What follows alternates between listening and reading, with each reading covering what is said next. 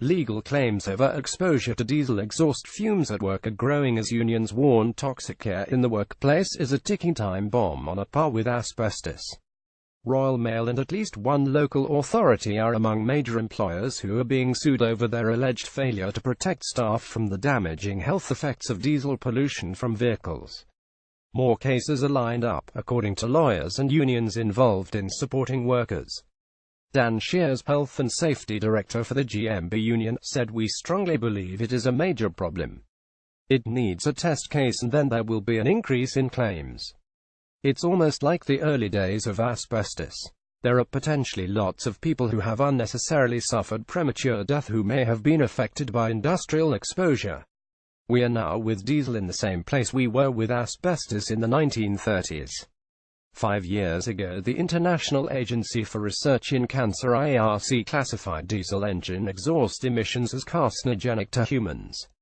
That classification, combined with growing awareness over the damaging effects of diesel air pollution, the revelations in the VW emissions scandal, and research that shows some diesel cars have been emitting about 6 times more NOx on the road than is allowed in lab tests, has led to increasing numbers of employees considering action.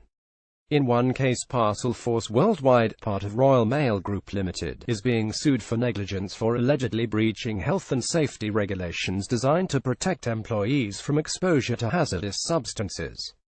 Under the Control of Substance Hazardous to Health Regulations 2002 (COSH), all employers have a legal duty to prevent exposure to substances that can cause health problems. The claimant is a Parcel Force employee who worked at a major depot where he says he was exposed daily to diesel exhaust pollution for 8 hours a shift. He says the exposure led him to develop asthma and provides medical evidence to support his claim. Throughout the course of his employment, the claimant was exposed to, ingested and breathed diesel exhaust fumes and particulate and other combustion gases from numerous vehicles passing through the outgate. The claimant's face, skin and clothing would become contaminated with diesel particulates. Any drinks left by the booth window would develop a black film very quickly, the claim states. The claimant, who is 47, said no protection was provided by his employers in the form of ventilation in his booth or protective equipment. With the backing of the Communication Workers Union, he is taking action against Royal Mail, whom he said failed to advise him of the dangers of exposure to diesel fumes, failed to carry out a risk assessment of where he worked, failed to monitor the air quality at all until 2015, and failed to take action to protect him.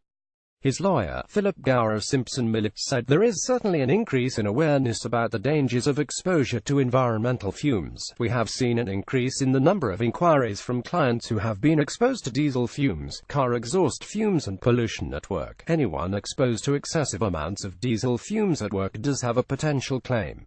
A Royal Mail Group spokesperson said Royal Mail Group can confirm that a Parcel Force Worldwide employee has submitted a claim alleging that diesel fumes have contributed to his asthma.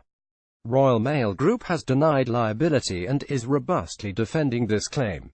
"We are a responsible employer and we take the security, health and safety of our employees working throughout our organization very seriously. Workplaces where staff are at increased risk include garages, bus depots, ferries and warehouses."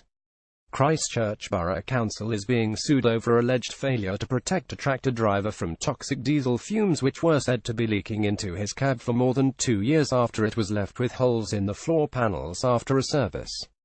The claimant drove the tractor for 2.5 years. He claims that when it was eventually tested, it was found that exhaust fumes including carbon monoxide and nitrogen dioxide fumes were entering the cab. The legal case states that the claimant's symptoms were caused and exacerbated by the breach of health regulations and negligence of his employer. Judith Plumley, head of Community and Leisure at Christchurch and East Dorset Councils, said, "We are aware of this case, but due to ongoing legal proceedings we are unable to comment further at this time."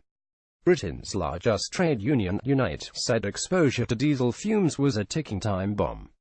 The union has set up a diesel emissions register so employees can record their exposure to toxic air. A study by the union has revealed that affected workers are reporting short-term health effects which include wheezing, respiratory problems, eye irritation, nausea and headache. Long-term problems recorded include reduced lung capacity, breathlessness and asthma. Unite's Assistant General Secretary for Transport Diana Holland said if it can be proved that the health of workers has been damaged due to exposure to diesel fumes, Unite will consider taking legal action on behalf of our members.